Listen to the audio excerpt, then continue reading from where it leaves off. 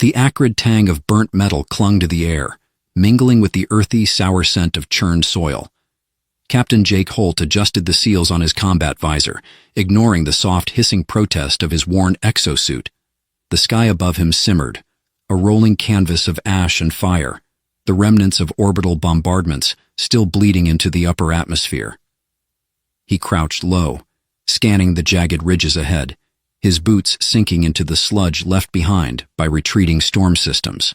The war zone was supposed to be silent now. This corner of the galaxy had been declared pacified by the brass 3 months ago. But war had a way of leaving scars that didn't heal, places that felt abandoned not by life, but by something deeper. Jake's orders had been simple: sweep the region for survivors or stray hostiles and report back. He'd spent 3 days doing just that, his movements methodical, detached, until now. His tracker chirped faintly, a rogue signal flickering on the edge of detection. It was faint, inconsistent, like the dying breath of a machine long forgotten. Not a distress beacon, not enemy chatter, just a pulse, steady and stubborn, calling him forward. Jake frowned, tapping the device strapped to his wrist. The signal shouldn't be there. This sector had been swept clean by drone recon months ago, and yet it persisted. False reading, he muttered, his voice muffled by the helmet. But he didn't turn back. Something about the signal tugged at him, an itch at the base of his spine. The terrain grew harsher as he followed the pulse, the crumbled remains of an ancient terraforming station rising in the distance. Blackened support beams jutted from the earth like skeletal fingers, clawing at the rust-colored sky. Jake moved cautiously, his hand hovering near the worn grip of his sidearm. Then he saw it. A fissure in the ground, barely wide enough to notice, almost as if the earth itself had tried to swallow something it wanted forgotten. The signal blared louder as he approached, though its tone was off, a fractured melody of static and distortion. Jake knelt by the edge, his gloved hand brushing away loose dirt and rubble. A metallic surface glinted beneath the grime, an access hatch marked with alien glyphs. "Definitely not standard issue," he muttered, his breath fogging the inside of his visor. The glyphs were old, older than the war, etched deep into the hatch with a precision that made them seem alive, writhing faintly under the dim light. Jake's training whispered caution in his mind, but his gut screamed curiosity. He pulled a plasma cutter from his pack, the tool's edge humming to life as he began slicing through the hatch's corroded locks. The hatch groaned open with a reluctant hiss, exhaling a burst of stale metallic air. Jake aimed his flashlight into the abyss below. Stairs descended into darkness, the walls lined with tangled wires and strange, organic-looking conduits. Just a quick look, he told himself, though he wasn't sure who he was trying to convince. Each step down felt heavier, as if the air itself resisted his intrusion. The sound of his boots against the grated metal echoed far too loud, amplifying the silence that seemed to press in on him from all sides. The space below opened into a vast underground chamber, its scale impossible to reconcile with the surface above. The ceiling arched high, supported by pillars of bioluminescent material that pulsed faintly, like veins carrying an alien heartbeat. Rows of cells lined the walls, their translucent barriers shimmering faintly in the dim light. Jake froze. Inside the cells were figures, dozens of them. Some were slumped, motionless, their forms twisted and emaciated. Others sat upright, their alien eyes glinting with dull recognition as they turned toward him. None spoke. His hand instinctively moved to his weapon, though he didn't draw it. These weren't soldiers. They were prisoners. The tracker on his wrist buzzed again, dragging his attention to a cell near the far end of the chamber. Unlike the others, its barrier glowed brighter, crackling with energy that seemed unstable. As he approached, he saw her. The girl was small, her form almost childlike, though something about her proportions, long, slender limbs, a head slightly larger than a human's, marked her as distinctly alien. Chains coiled around her wrists and ankles, binding her to the cell's back wall. Her skin, a pale shade of lavender, shimmered faintly under the light. Her eyes, wide and luminous, locked onto Jake's with an intensity that rooted him to the spot. "Who the hell are you?" he whispered, though he didn't expect an answer. The girl didn't speak. Instead, she tilted her head slightly, the movement eerily calm, as if she'd been expecting him. Her lips parted, but the words that came weren't in any language Jake recognized. Before he could react, the chamber shuddered, lights flickered, and a low mechanical growl reverberated through the walls. The girl's chains rattled as she shifted, her gaze darting toward the far end of the room. Jake followed her line of sight and saw it, a towering machine, its form spider-like and covered in jagged alien plating. It was dormant for now, but the power fluctuations suggested that wouldn't last long. "Great," Jake muttered, his mind racing. He looked back at the girl. "This better be worth it." With a grunt, he unslung his rifle and aimed at the cell's control panel. The plasma shot sizzled through the circuits, and the barrier flickered, then vanished. The girl stumbled forward, her chains clinking softly as she moved. "Can you walk?" Jake asked, reaching out cautiously. She didn't answer, but her hands gripped his arm with surprising strength as he helped her up. The chamber shook again, more violently this time. The machine at the far end twitched, its eyes glowing to life. Jake cursed under his breath, pulling the girl toward the stairs. Whatever secrets this place held, they'd have to wait. Jake barely heard the girl's footsteps behind him as they raced through the darkened corridor. The air was thick with the smell of burning metal and something deeper, something ancient that seemed to pulse beneath the ground itself. Each footfall echoed in the narrow passage, adding weight to the silence between them. The machine at the far end of the chamber had stirred to life, its insectile form jerking into motion, its eyes blazing with a cold, metallic hunger.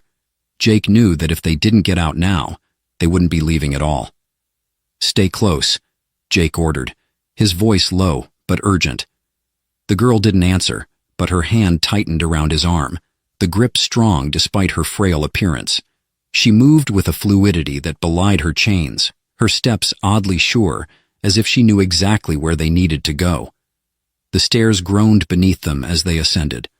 Jake's heart pounded in his chest, each beat a reminder of how little time they had. He glanced over his shoulder, half expecting the machine to be right behind them, but it was still a few paces away, slow, deliberate, but gaining. "We can't outrun that thing," Jake muttered. The girl's head snapped toward him, her large eyes meeting his through the slits of his helmet. She didn't speak, but the meaning in her gaze was clear. "You're not supposed to." The words hung between them like an unspoken agreement. Jake knew they weren't just running from the machine. They were running from something far worse. They reached the surface, but as they emerged from the hatch into the barren landscape, Jake's gut twisted with unease. The sky overhead was a bruised, unnatural purple, the ground beneath them cracked and scarred from years of war. But there was something else in the air now, something wrong. He glanced back, his eyes narrowing. The machine had stopped at the top of the stairs, its glowing eyes scanning the horizon. It wasn't pursuing them, not yet. But Jake knew better than to trust its stillness. "Where do we go?" he asked, turning to the girl. Her face was pale, her lips barely parted as she breathed through the exhaustion. The chains around her wrists clinked with every movement, but she showed no signs of slowing. I don't know," she whispered, her voice shaky but resolute. "But they'll be coming for us." Jake's chest tightened. "Who?" She didn't answer. Instead, she took a step forward, her bare feet crunching softly against the earth. Jake hesitated, then followed her, his pulse racing as they moved deeper into the barren landscape. The air had a chill to it, but it wasn't natural, like something in the atmosphere had changed, thickened with the weight of something else. As they traveled, the landscape grew more hostile. The wind kicked up dust that bit at Jake's face, and the ground shifted beneath his boots, as though it were alive, reacting to their presence. He glanced at the girl. Her eyes were wide, searching the horizon, her every step calculating. She wasn't scared, but something about her body language made Jake uneasy. It was as if she knew exactly where they were going, but didn't want him to know. The tension between them grew thicker with every step. Jake wasn't used to being the one in the dark. But with Lyra, especially with Lyra, he couldn't help but feel like there was always something more she wasn't telling him. He didn't trust her, but there was something about her presence that made him second-guess his instincts. He couldn't decide whether she was the key to surviving this nightmare or the very reason it was happening in the first place. "Why were you in that place?" Jake finally asked, his voice hoarse. She didn't look at him. Instead, she reached out, her fingers brushing a jagged rock protruding from the ground. Her touch was gentle, almost reverent. "Their prison," she said softly. "For a long time." Jake's eyes narrowed. "You were a prisoner?" She nodded, but didn't say anything more. His mind raced, trying to piece together the puzzle. The girl had been chained in a high-security cell, deep beneath the earth, surrounded by alien machinery and strange technology. But the truth of who she was, what she had done, remained as elusive as ever. Was she part of some resistance? Some rebel faction? He had no way of knowing. But the questions gnawed at him, like pieces of a map with no starting point. As they continued across the wasteland, a sudden gust of wind blew past them, carrying with it the faintest whisper of sound. Jake stopped in his tracks, his body going rigid. His fingers tightened around the grip of his rifle. The girl froze too. She didn't turn to look at him, but he saw the flicker of something in her eyes. Something he couldn't place. Fear? Recognition? Before he could ask, the sound came again. A distant hum, a low thrum that vibrated through the ground beneath their feet. Jake's breath caught in his throat. It was too faint to pinpoint, but it was unmistakable. Something was coming. "Get down!" he barked, grabbing the girl's arm and pulling her to the ground. She went willingly, her body collapsing into the dirt beside him. Her eyes were wide, her breath shallow as the sound grew louder, closer. Then, a shape appeared on the horizon. A massive craft, low to the ground, its hull gleaming darkly in the pale light of the dying sun. The hum grew into a roar, the ship's engines thrumming with a mechanical power that vibrated the air.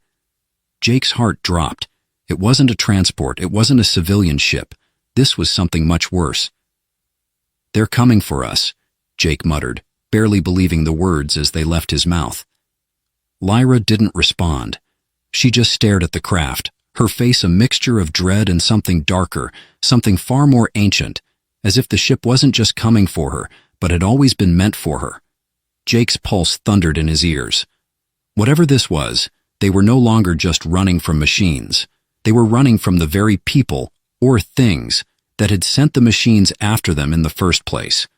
And with every passing second, it became more and more apparent that they weren't just being hunted, they were being watched. The craft moved like a shadow across the scarred earth, its massive bulk slicing through the haze of dust with chilling precision. As it grew nearer, Jake could see it in sharper detail. Its dark hull, covered in the same alien markings as the underground prison, gleamed under the dim light of the bruised sky. It was sleek, too sleek to be just a transport ship. No, this was something built for pursuit, for enforcement, something built for hunting. Jake felt his pulse quicken, every muscle in his body tense as he dragged Lyra further down into the uneven terrain. The wind whipped around them, stirring the dust and grime, but the craft's hum, a low vibrating roar that rattled his teeth, drowned everything else out. It was too late to hide. They were already exposed, already marked. "Lyra."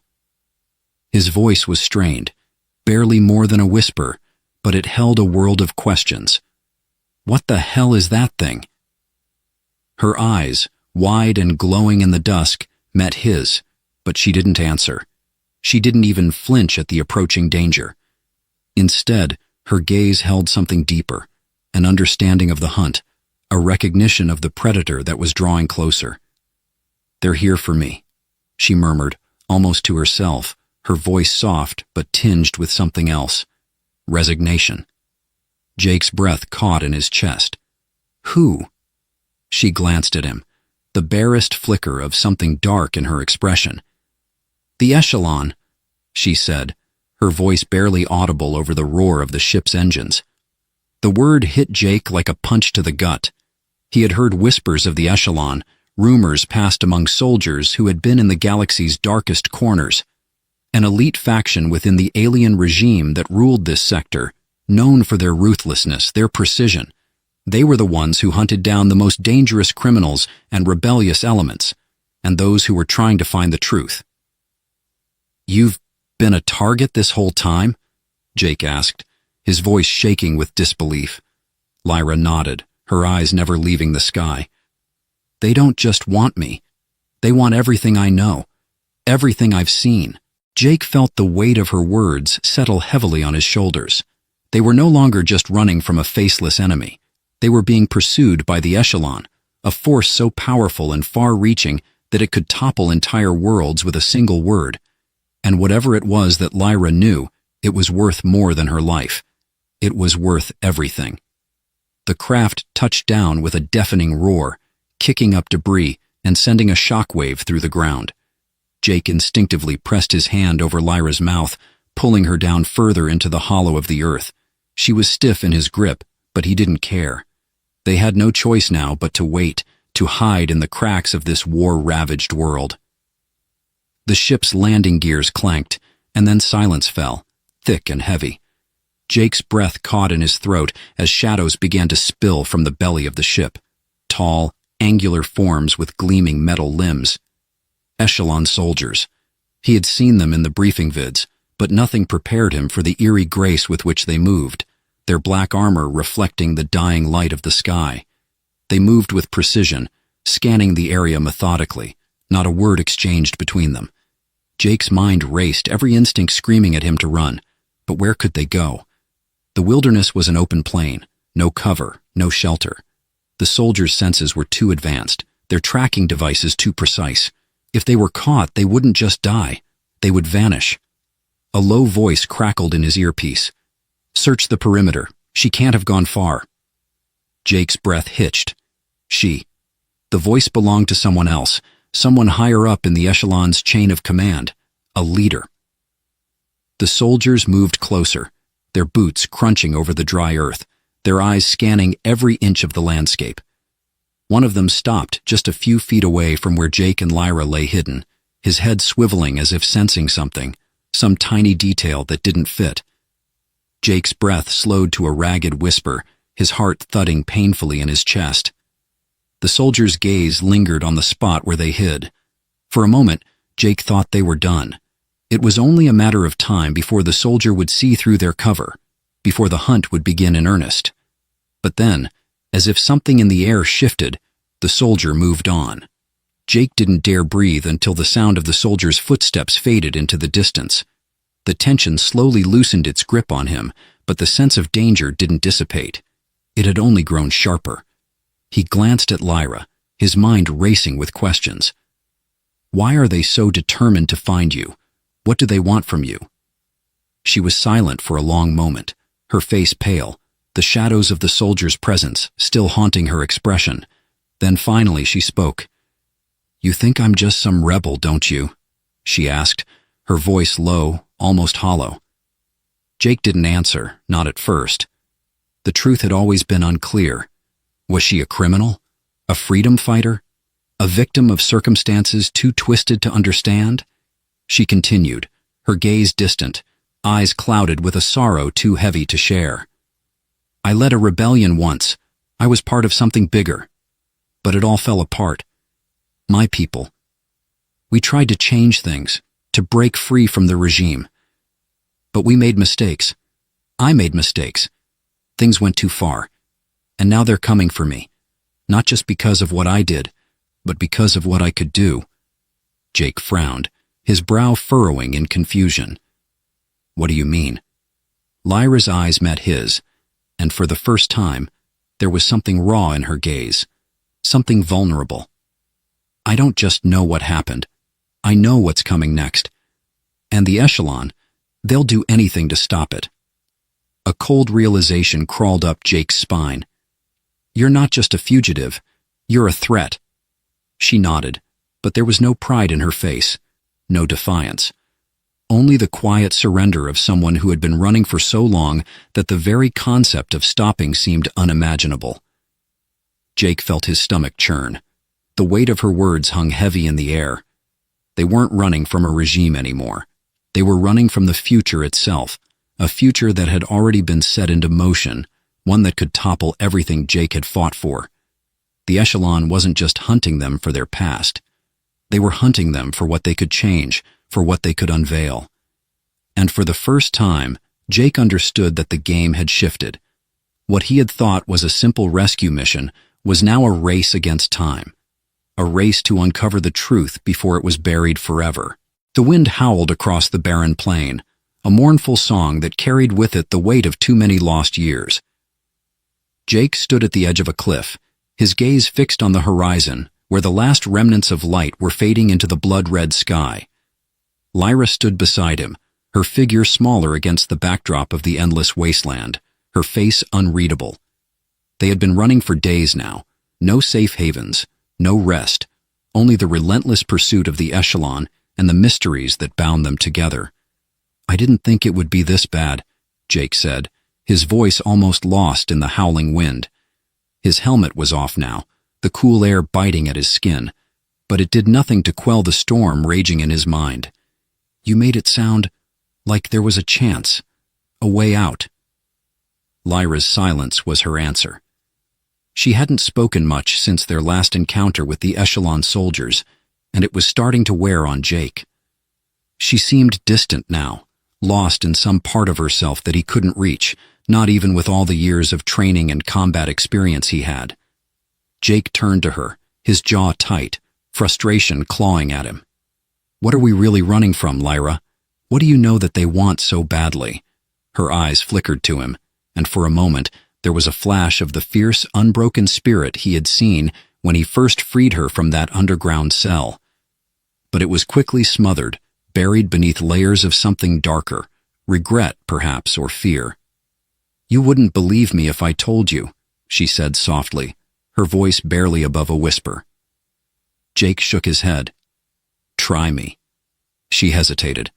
The wind picked up again, tugging at her hair and stirring the dirt at their feet.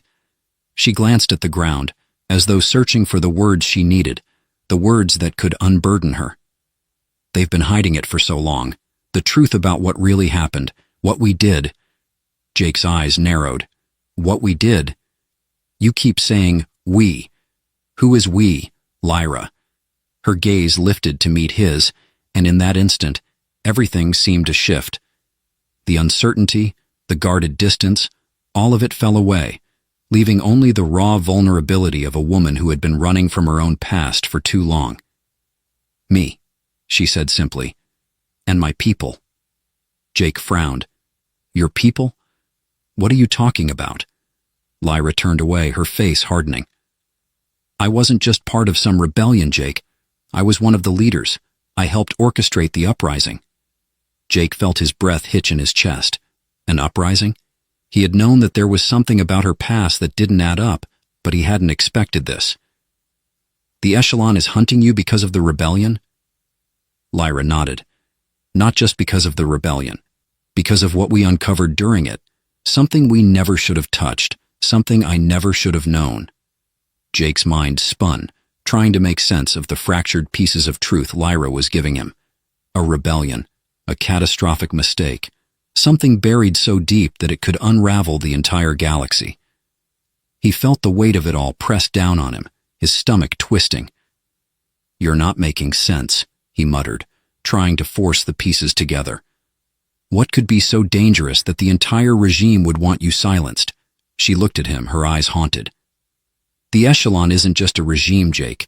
They're a cover, a mask. The truth is, they've been using us, all of us, for centuries. The rebellion. It wasn't just about fighting back, it was about trying to expose what they're hiding." Jake felt his legs buckle slightly, the gravity of her words sinking in. "Expose what? What's beneath all of this?" Lyra didn't answer immediately. Instead, she moved to the edge of the cliff and stared out at the horizon, her back turned to him.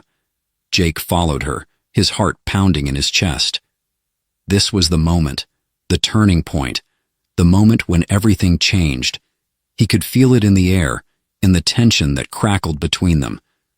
The truth was just out of reach, and yet it felt like it was standing in front of them, waiting to be uncovered. "You won't understand," she said softly, as if to herself. But the Echelon, they weren't just trying to suppress the rebellion, they were trying to prevent something from happening, something that could change everything. Jake's mind raced. A sense of dread was settling over him like a shroud, thickening with every word Lyra spoke. "What are you talking about, Lyra?" he demanded, taking a step closer. "What's coming? What are they hiding?" She didn't answer right away. Her eyes seemed distant, as though she were seeing something far beyond the horizon, something that didn't belong to this world. "They're hiding the truth of what's beneath the surface, the real power behind the regime." Her voice dropped to a near whisper. "It's not just the aliens that control everything. There's something older, something more dangerous, something that should have stayed buried." Jake's stomach clenched. His mind screamed for more details, for clarity, but Lyra was already moving again, her hand brushing the jagged rock at the edge of the cliff. Her eyes were fixed on something far away, lost in a memory that Jake couldn't reach. "How do you know all of this?" Jake asked, his voice thick with suspicion and disbelief. Lyra's gaze flickered back to him, a fleeting moment of vulnerability crossing her features before it was buried again. "Because I was there when it all started," she said, her voice barely audible against the wind. "I was one of the first to see what they were trying to hide, and now they'll stop at nothing to make sure the truth stays buried." The air between them felt heavy, thick with secrets that neither of them were truly ready to share. Jake was beginning to understand. No one was running from the past anymore. They were running from the future. Behind them, a distant sound broke the silence, the hum of engines, growing louder with each passing second. Jake's heart skipped a beat as he turned to face the sound. His hand instinctively moved toward his weapon, but he didn't need to draw it. The craft had already arrived. Lyra's face was unreadable as she glanced at him, her lips barely parted. She had known they wouldn't have much time. "They're here," she said, her voice calm, but the tension in her shoulders spoke volumes. "And they're not here for me anymore. They're here for you." Jake's pulse surged. He hadn't expected it, but he realized she was right. The Echelon had been hunting her, but now the tables had turned. The truth was out, and with it came a far greater danger than either of them had anticipated. The landscape stretched out before Jake, a patchwork of jagged rocks and crumbled structures. The sky overhead was bruised and dark, the last remnants of light swallowed by the growing night. He could feel the weight of the moment pressing down on him, a palpable tension that clung to the air. His body was bruised, his mind exhausted, and his soul. He wasn't sure if it could carry the burden anymore, but he had made it this far. He stood next to Lyra, her figure quiet, resolute. They had come so far from the days of uncertainty, from the lies and the secrets. From the moment he'd pulled her from that cell, Jake had been running, not just from the Echelon, not just from the regime, but from the truth. Now, with the weight of that truth in his hands, there was no place left to run. The echoes of distant gunfire and the roar of the enemy forces faded into the background. There was no more escaping the fight, no more evading the consequences of the choices they had made. The final confrontation had come, and there was no turning back. "You sure about this?" Jake asked, his voice hoarse but steady, his gaze fixed on the ruins of the old facility ahead of them. Lyra nodded, her face a mask of determination, though Jake could see the faintest tremor in her hand as she gripped the weapon at her side. "We have no other choice. The Echelon won't stop. They'll burn the galaxy down if they have to." Her voice held an unspoken truth, one that lingered in the silence between them. She was right. The regime was relentless, and the longer they waited, the more they risked losing everything. She had already sacrificed so much. She was ready to do it again. They had come to this place to make a stand, to expose the truth, to burn the lies away. As they approached the facility, a compound that had once been a hub for the Echelon's most secretive operations, Jake's heart beat faster.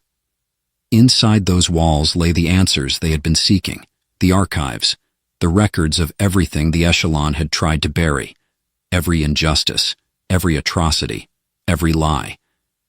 It was all locked away in that blackened vault, and with it, the key to understanding what the regime had truly been hiding all these years. "Ready?"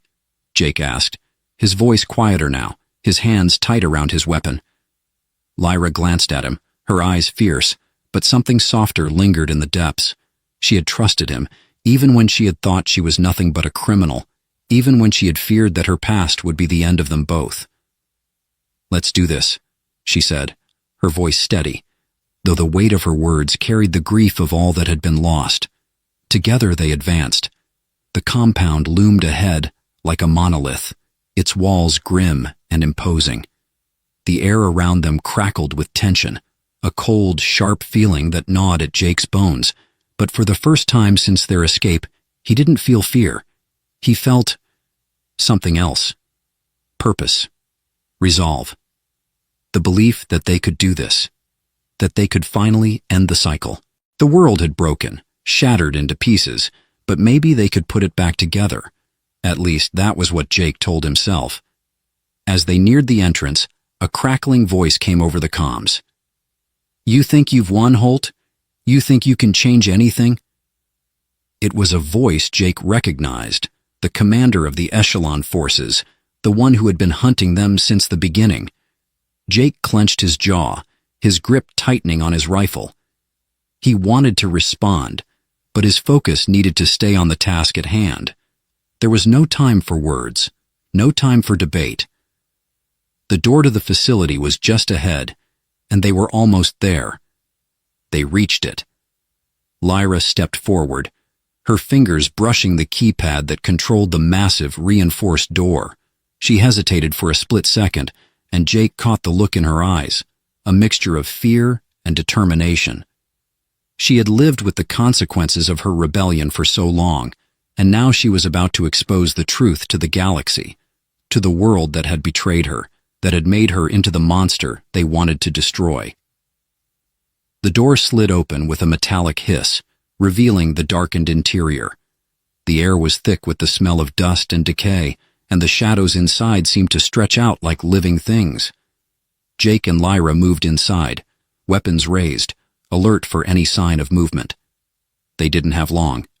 The countdown had already begun. They passed through the corridors, moving quickly, silently. The deeper they went, the more the walls seemed to close in on them. And then, finally, they reached the central chamber, the heart of the facility, the archive. Lyra approached the terminal, her fingers dancing across the controls with practiced ease. Jake stood guard, his eyes scanning the shadows for any sign of an ambush. He could hear the distant sound of footsteps, the low hum of machinery. It wouldn't be long before the Echelon soldiers found them. They always did. "Almost there," Lyra said, her voice tight with concentration. Jake's heart thudded in his chest. He could feel it, the weight of everything riding on this moment. This was it. This was the moment that would define everything they had fought for, the moment when the truth would either save them or destroy them. The terminal hummed to life, and Lyra's hands moved swiftly. Data flashed on the screen, too fast for Jake to make sense of. But then, it slowed. A file appeared. Old, encrypted. Lyra's face hardened as she accessed it. Jake could feel the anticipation building, the tension thickening around them. "Here it is," she whispered. "This is what they've been hiding." The screen flickered, and Jake stepped forward, his breath catching. What he saw made his stomach churn.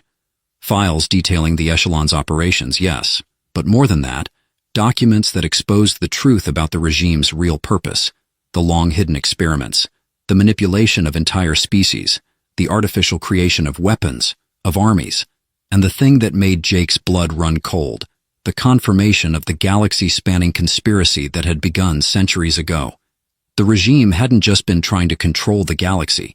They had been building a weapon so powerful that it could wipe out entire star systems, leaving nothing behind but a shattered, barren expanse. Jake turned to Lyra, his voice trembling with disbelief. This is bigger than we thought. They've been planning this for centuries.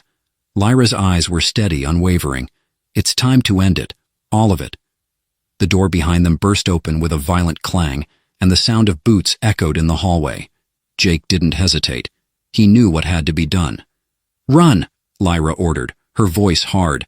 Without thinking, Jake grabbed her arm and pulled her toward the exit. The soldiers were closing in, but they had no choice. The truth was out now, and there was no more hiding. They would either make it out or die trying. They ran, the sound of their footsteps pounding in the corridor, the weight of their mission pushing them forward. And as they emerged into the open air, the world began to shift. The sky was still dark, but there was a light on the horizon, a faint glimmer, the first breath of a new day. The battle was far from over, but the first step had been taken. The truth was out. The echelon could not bury it anymore, and for the first time Jake allowed himself to hope.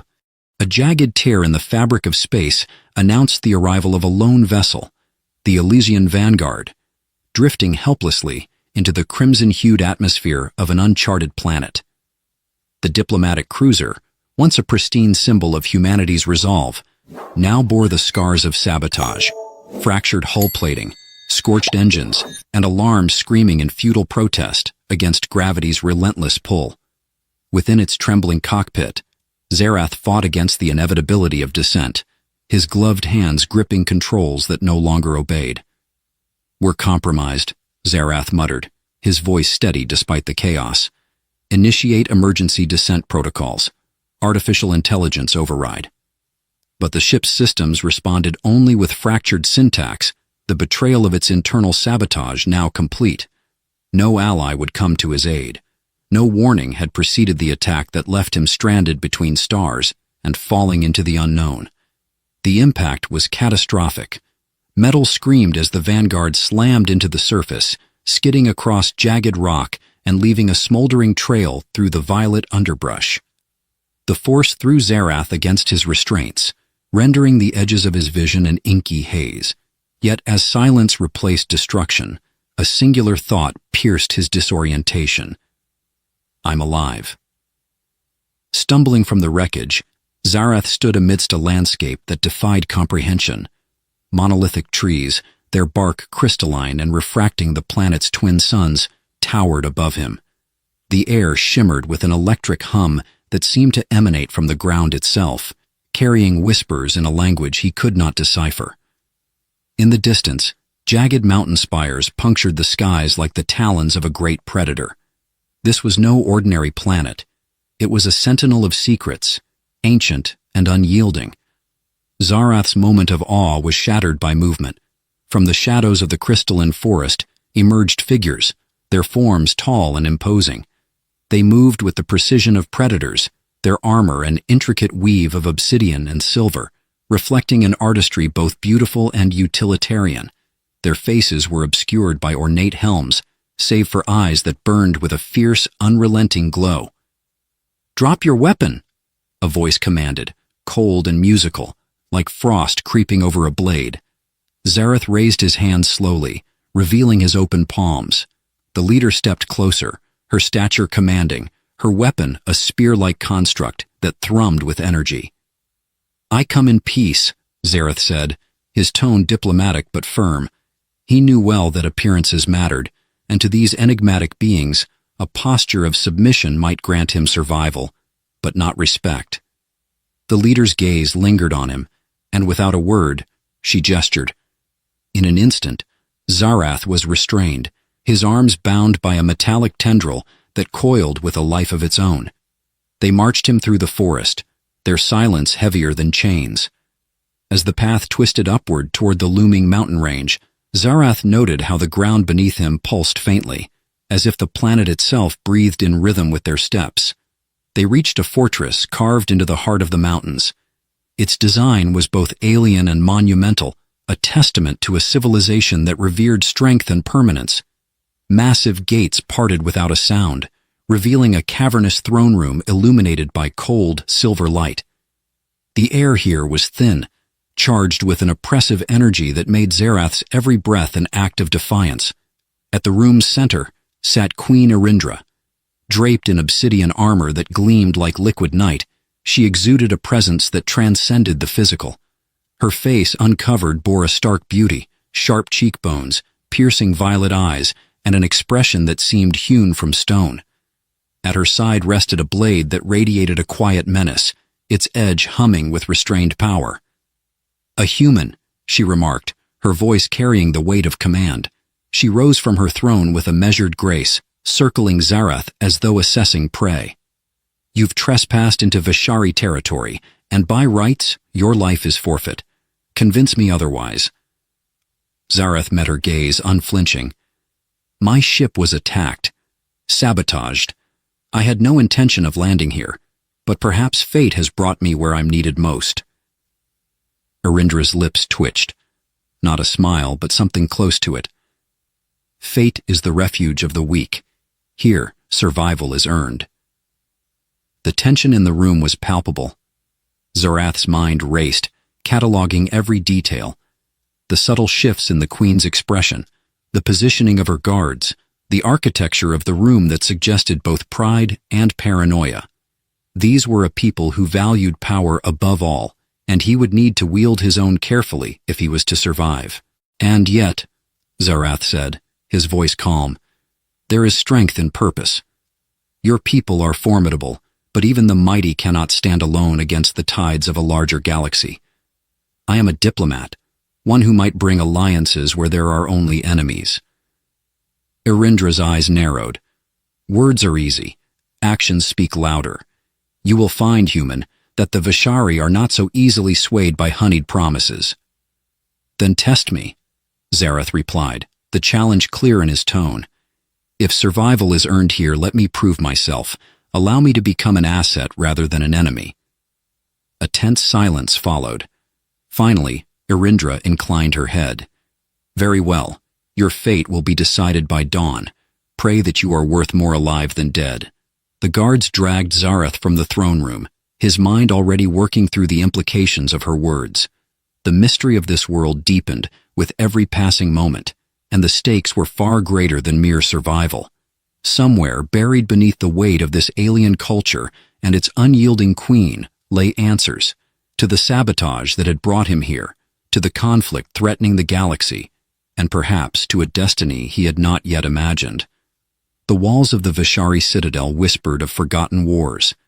Each stone, dark and glinting faintly under the ethereal silver glow of the fortress, bore scars of battles fought long before Zarath's arrival. Yet, in this alien stronghold, it was the silence that gnawed at him most. His cell, a cold chamber with walls that hummed faintly as if alive, seemed to breathe in time with his own uneasy rhythm. Zarath paced, his boots echoing against the smooth floor. They had left him his clothing and his dignity, but nothing else. No tools, no communication devices, not even a glimmer of information about his captors. Yet he knew one truth. The Vishari Queen's words had not been idle. Dawn would come, and with it, judgment. He replayed the crash in his mind, the sabotage, the fire, the descent, every detail, a clue waiting to be unraveled. Whoever had orchestrated the attack had aimed for precision. But why? His diplomatic mission to mediate a fragile peace between rival factions had been secret, his vessel's course uncharted, yet someone had known, someone had wanted him here. The soft hiss of a door broke his thoughts. Zarath turned sharply as two guards entered, their obsidian armor catching the faint luminescence of the room. Between them strode a figure he recognized, Draca, the Queen's stalwart commander. Taller than most of her kind, Draca exuded an air of dominance, her every movement calculated and deliberate. Her helm was absent, revealing angular features etched with faint scars, a map of battles fought and won. "You're summoned," she said, her voice low and clipped. Her violet eyes locked onto his, daring him to resist. "Summoned?" Zareth's voice betrayed neither fear nor defiance.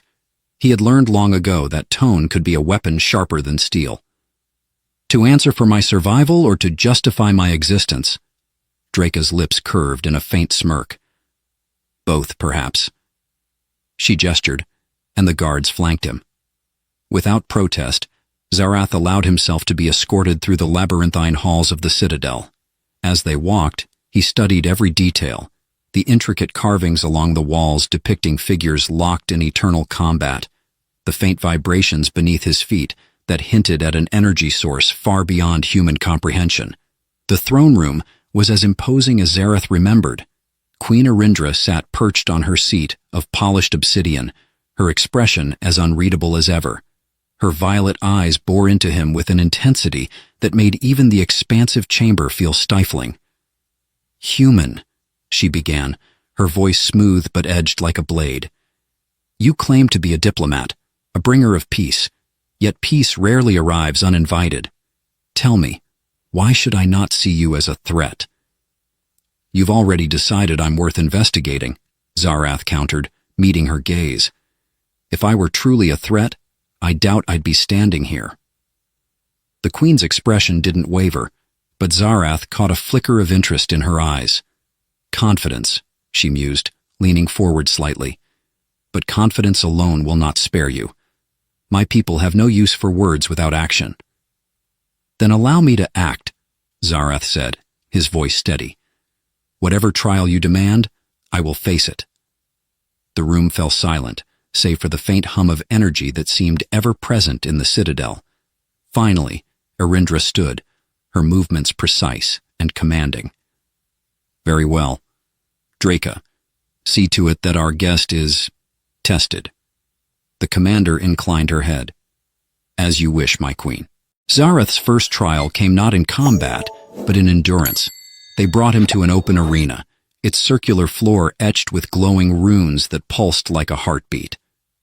Vishari warriors lined the edges, their expressions a mixture of curiosity and disdain.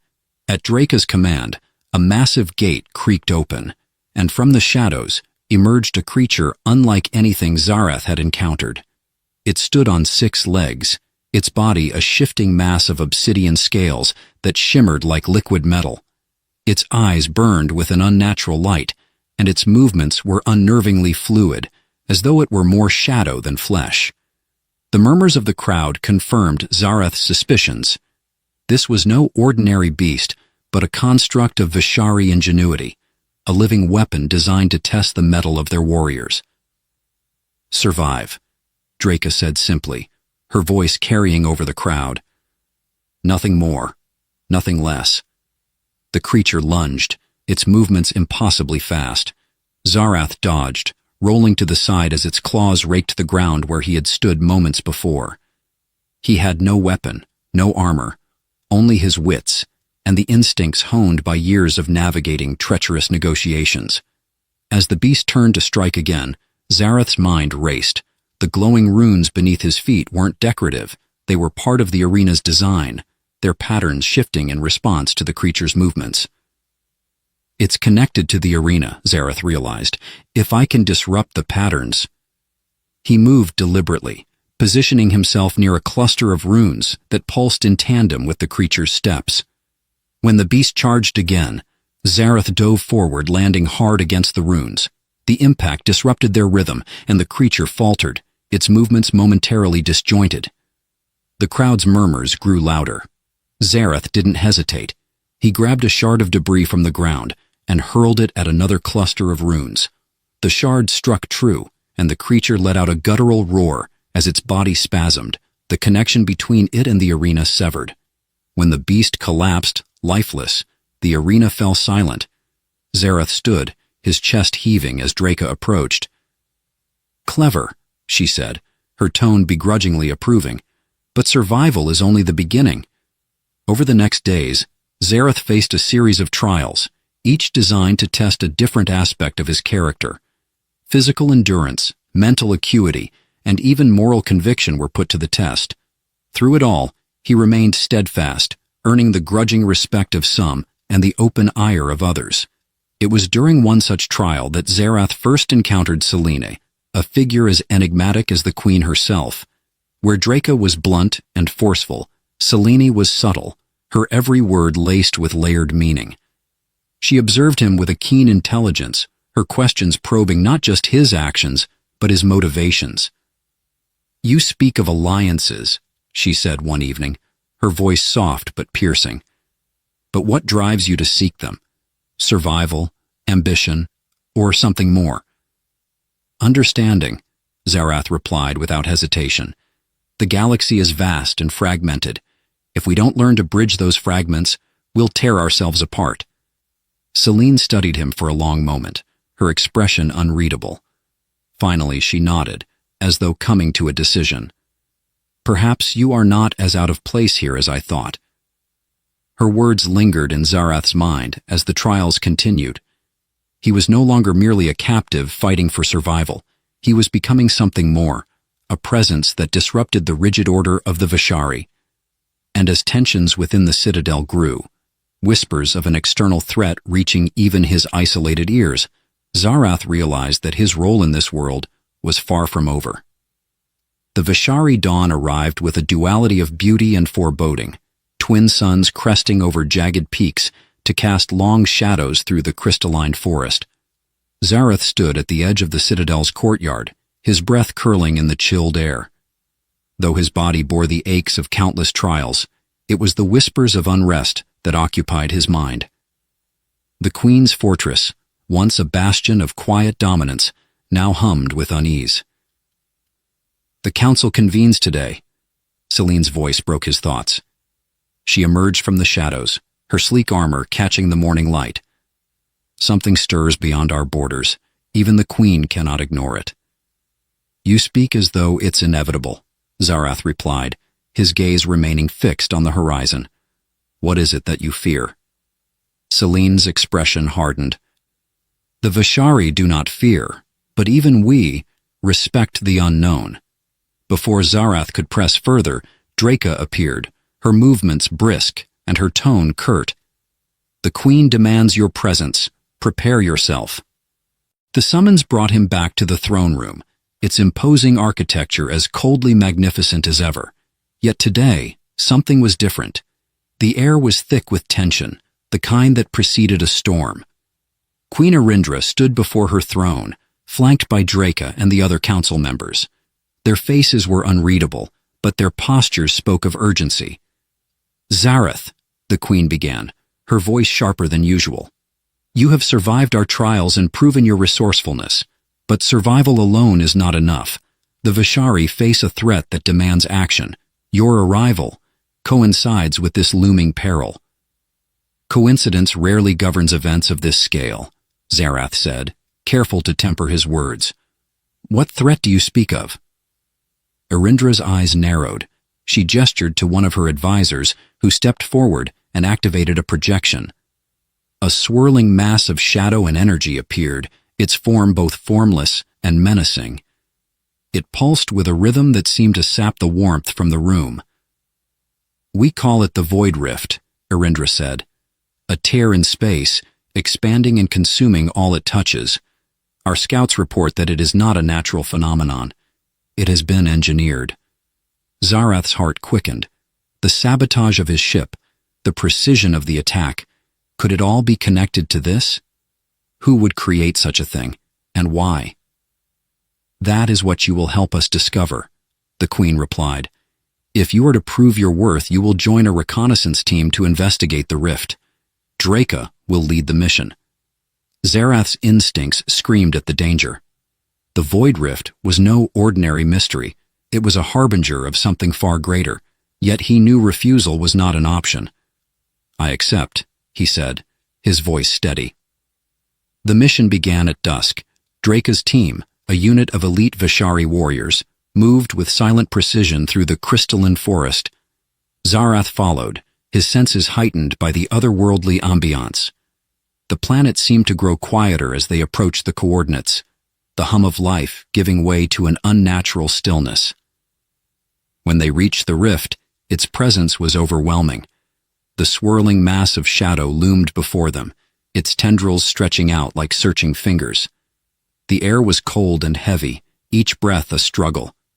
Draca signaled for the team to halt, her sharp eyes scanning the area. "Stay close," she ordered, "and do not touch the rift." As the team fanned out, Zarath's attention was drawn to strange symbols etched into the ground near the rift. They were unlike any language he had encountered, yet they resonated with a faint energy, as though alive. He knelt to examine them, his fingers hovering just above the surface. "Those markings." Celine's voice startled him. She had appeared beside him, her usually composed demeanor tinged with unease. "They're not Vishari." "Then who left them?" Zarath asked. "A better question," Celine said, "is why they respond to you."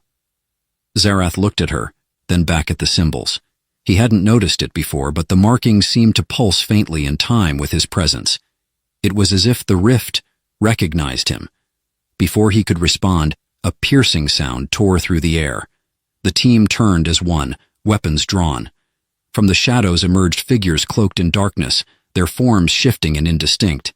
They moved with an unnatural grace, their eyes glowing a sickly green. "Void sentinels," Draca spat, her spear crackling with energy. "Defensive formation." The battle was chaos. The Void sentinels struck with a ferocity that defied logic, their movements unpredictable. Zarath fought to stay alive, his mind racing as he dodged and struck with whatever he could find. Yet amidst the chaos, his gaze kept returning to the rift and its pulsing symbols. "Zarath!" Celine's voice cut through the din. "The markings! They're a key! You must interact with them!" "Interact? How?" Zarath shouted back. "Focus!" she urged. "Trust your instincts!" With no other options, Zarath broke from the group and sprinted toward the symbols. The rift's energy clawed at him, but he forced himself forward. Kneeling before the markings, he placed his hands upon them. Instantly, a surge of energy shot through him, a connection forming between him and the rift. Visions flooded his mind, stars collapsing, ships consumed, and a voice, deep and ancient, speaking words he couldn't comprehend. The energy around the rift shifted, its tendrils retracting, as though recoiling from Zarath. The Void sentinels faltered, their movements growing erratic. Draca seized the opportunity, rallying the team to strike them down. When the last sentinel fell, Zarath collapsed, his body trembling from the strain. Draca and Selene rushed to his side, their faces a mixture of concern and suspicion. "What did you do?" Draca demanded. "I don't know," Zarath admitted, his voice hoarse. "But the rift, it's connected to something far beyond this world, and it's not done with us yet." As the team retreated to the citadel, Zarath couldn't shake the feeling that his role in this conflict was only beginning. The Void Rift had recognized him, and the visions it shared hinted at a threat that spanned the galaxy. Whatever lay ahead, Zarath knew one thing for certain. The stakes had never been higher, and the answers he sought would come at a price. The stars above Vashar hung like watchful sentinels, their cold light fractured by the protective domes of the citadel. Zarath stared up at them from his chamber window, his mind heavy with unanswered questions. The visions from the Void Rift lingered in his thoughts, vivid and insistent, as though they had embedded themselves into his very being. He traced the swirling patterns he had seen in the rift, trying to decipher their meaning. A sharp knock at the door pulled him from his trance. Selene entered without waiting for a response, her presence as enigmatic as ever. She carried a small device, its surface etched with the same glyphs Zarath had touched near the rift. "You should be resting," she said, her tone softer than usual. "The energy of the rift takes a toll." "Rest can wait," Zarath replied, gesturing to the device. "What is that?"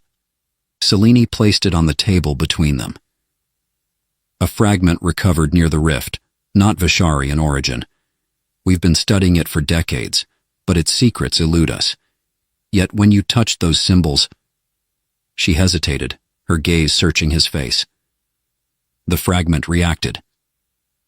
Zarath leaned forward, his curiosity outweighing his fatigue. The glyphs on the device pulsed faintly, their rhythm unsettlingly familiar. He reached out, and as his fingers grazed the surface, the fragment flared to life, projecting a three-dimensional map into the air. Stars and galaxies swirled in intricate patterns, converging on a single ominous point. "The rift," Zarath murmured. The point was unmistakable, the same coordinates they had just returned from. Selena's eyes widened. "How did you do that? This device has remained dormant for as long as we've possessed it." "I didn't do anything," Zarath said, though even as he spoke, he knew it wasn't entirely true. The connection he had felt to the rift was undeniable, a thread pulling him deeper into its mystery. "This map, it's showing us something. What else do you know about the rift?" Selene's hesitation was brief but telling. "The void rift is no natural phenomenon. Our oldest records speak of a force capable of bending the fabric of reality, a weapon wielded by a civilization that vanished eons ago. We call them the Ancients." "And you think they created the rift?" Zarath pressed. "Perhaps," Selene admitted. "Or perhaps the rift is all that remains of their power. Either way, it is waking, and something, or someone, is guiding it." Zarath's stomach churned at the implication. If the rift was a weapon, who now wielded it? And why had it recognized him? The following morning, Zarath was summoned to a council meeting. The chamber buzzed with urgency as Queen Arindra addressed her advisors, her commanding presence undiminished by the tension. "The reconnaissance mission has confirmed our worst fears," she announced, her voice cutting through the murmurs. "The rift is growing, and its sentinels are becoming more aggressive. Our time is limited." "And what of the human?" one of the advisors demanded, casting a wary glance at Zarath. "His presence is no coincidence. The rift responds to him. Should we not question his role in this?" "I'm as much a victim of this as you are," Zarath interjected, his voice steady despite the scrutiny. "But if the rift responds to me, perhaps I can help stop it. The map we discovered, it's pointing us toward answers." Arindra's sharp gaze locked onto him. "You speak as though you understand the stakes. Do you truly grasp the cost of failure?" "I understand that doing nothing isn't an option," Zarath said. "If the rift expands, it won't just consume this world, it will spread across the galaxy. We need to act." The Queen's silence stretched, her expression unreadable. Finally, she nodded. "Very well. Draca, assemble a team. You will follow the map's coordinates and uncover the truth of this weapon. Zarath will accompany you." The declaration drew murmurs of dissent, but none dared challenge her directly. Zarath felt the weight of their distrust, but pushed it aside. There was no room for doubt now. The journey to the coordinates was grueling. The team traveled aboard a sleek Vishari vessel, its advanced technology a stark contrast to the barren void of space around them. Zarath spent much of the voyage studying the map, its shifting patterns revealing new paths and connections with each passing hour. Selene joined him often, her sharp mind complementing his own insights. "These pathways," she said one evening, tracing a line on the projection. "They're not just routes. They're sequences, instructions. The map isn't just guiding us, it's unlocking something." "Then we need to be ready for what we find," Zarath said. "If the Ancients left this weapon behind, they must have left safeguards as well." Selene's expression darkened. Safeguards often come with a price. When they reached the coordinates, the sight that greeted them was both awe-inspiring and terrifying. A massive structure floated in the void, its surface glinting with an otherworldly light. It resembled no architecture Zarath had ever seen, its design both intricate and alien. "The Nexus," Draca said, her voice uncharacteristically hushed. "The heart of the rift." The team docked cautiously, their weapons at the ready. Inside, the Nexus was a labyrinth of corridors and chambers, each more disorienting than the last. The air was thick with a strange energy, and the symbols from the rift adorned every surface. As they ventured deeper, the sense of foreboding grew. Zarath couldn't shake the feeling that they were being watched. The visions returned, stronger now, filling his mind with fragmented images, a cataclysmic battle, a world consumed by shadow, and the ancients' desperate attempts to seal away their creation. Finally, they reached a central chamber. At its core stood a monolithic device, its surface alive with shifting glyphs. The map's patterns converged here, the lines glowing brighter as Zarath approached. "This is it," he said, his voice barely a whisper, "the key to the rift." But as he stepped closer, the chamber trembled. From the shadows emerged more void sentinels, their forms larger and more menacing than before. The team prepared for battle, but Zarath's focus remained on the device. "Keep them back," he shouted, placing his hands on the glyphs. The device responded instantly, its energy surging through him. Pain lanced through his body, but he held firm, the visions crystallizing into clarity. The rift was a prison, and the void sentinels its guardians. But something had weakened the seal, allowing the darkness to seep through. To stop it, Zarath realized, he would have to strengthen the seal, but doing so would require a sacrifice. "Zarath!" Selene called, fighting off a sentinel. "Whatever you're doing, do it fast!" Zarath's mind raced. Strengthening the seal would require a connection, a living conduit to stabilize the energy. He knew what that meant. Taking a deep breath, he turned to Selene and Draca. "Get out of here," he said. "I'll finish this." "What are you talking about?" Draca demanded, cutting down a sentinel. "We're not leaving you." The nexus trembled as the void sentinels pressed in, their forms shifting and contorting in the oppressive energy of the chamber. Zarath stood before the ancient device, his hands trembling as they hovered above its glyph-covered surface. The energy radiating from it was almost unbearable, but he couldn't stop now, not when he was so close to the truth. "We're not leaving you," Draca shouted, her spear crackling with energy as she fought off two sentinels. Selene was at her side, her movements precise as she deflected blow after blow. "You have to!" Zarath yelled back, his voice cutting through the chaos. "The device needs a living conduit to stabilize the seal. If I don't do this, the rift will consume everything." Selene's eyes locked onto his, the weight of his words sinking in. "There has to be another way. We can find it, together." "There's no time," Zarath replied, his tone resolute. "Go, that's an order." Draca hesitated, her grip tightening on her spear. For a moment, it seemed like she might refuse. But then the chamber shuddered violently, a low, ominous groan emanating from the device. The rift was destabilizing further, its tendrils reaching deeper into the nexus. "Selene," Draca said, her voice tight with emotion, "we have to go." Selene's jaw clenched, but she nodded, her movements reluctant. "If you survive this," she said, her voice trembling with suppressed emotion, "I'll never forgive you." Zarath managed a faint smile. "Then I'll have something to look forward to." With one last, pained look, Selene and Draca turned and ran, leading the remaining team members toward the exit. Zarath watched them go, a mixture of relief and sorrow settling over him. He turned back to the device, his resolve hardening.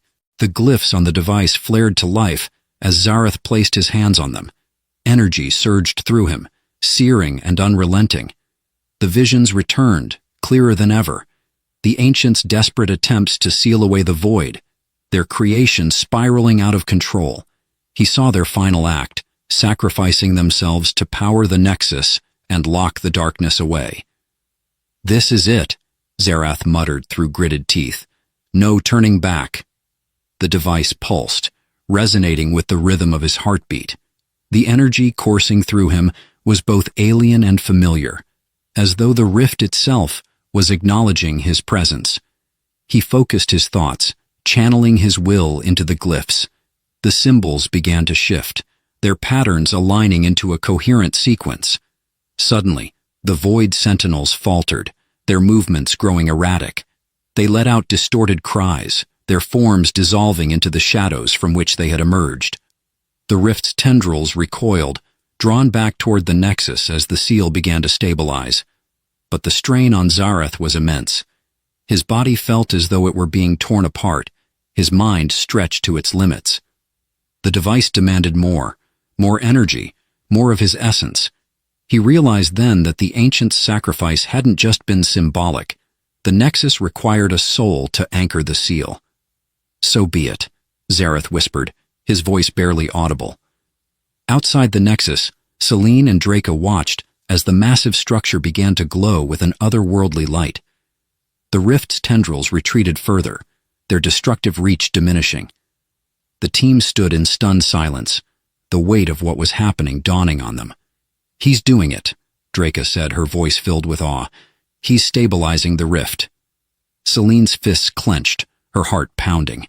"We have to go back for him. He's not going to make it out." Draca shook her head, her expression grim. "If we go back, we'll undo everything. The rift will collapse, and his sacrifice will be for nothing." Selene's eyes glistened with unshed tears, but she didn't argue. She turned away from the Nexus, her shoulders shaking as she whispered, "Goodbye, Zareth." Inside the Nexus, Zareth felt the last of his strength slipping away. The device's energy consumed him, binding his life force to the seal. The rift's chaotic presence grew distant, its tendrils vanishing into the void. As his vision dimmed, he saw the stars once more, their light piercing through the darkness. For the first time since his arrival on Veshar, he felt a profound sense of peace. "It's done," he thought. "The galaxy is safe." And then, silence. Weeks later, the Veshari mourned Zarath's loss, their once skeptical hearts now filled with gratitude. Queen Erindra declared him an honorary Veshari, his name etched into their histories as a hero who saved not just their world, but countless others. Selene often found herself staring at the stars, searching for some sign of him. She carried the fragment he had activated, its glyphs now dormant. Though she knew he was gone, she couldn't shake the feeling that his essence lingered, watching over them. "You'll be remembered," she said softly, her voice carried away by the wind. "Always." As the Veshari rebuilt and the rift faded into a distant memory, Zarath's sacrifice became a beacon of hope. A reminder that even in the face of overwhelming darkness, a single act of courage could change the course of history.